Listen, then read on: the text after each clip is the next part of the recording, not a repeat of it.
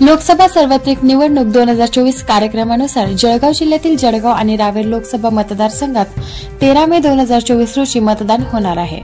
निवडणूक प्रक्रिया खुल्या भयमुक्त वातावरणात पार पडण्यासाठी संपूर्ण जळगाव जिल्ह्यात मतदान कालावधी संपण्याच्या 48 तास अगोदरपासून ते मतदान संपेपर्यंत जिल्ह्यातील मद्य विक्री पूर्णतः बंद ठेवण्याचे आदेश जिल्हाधिकारी आयुष प्रसाद यांनी दिले आहेत।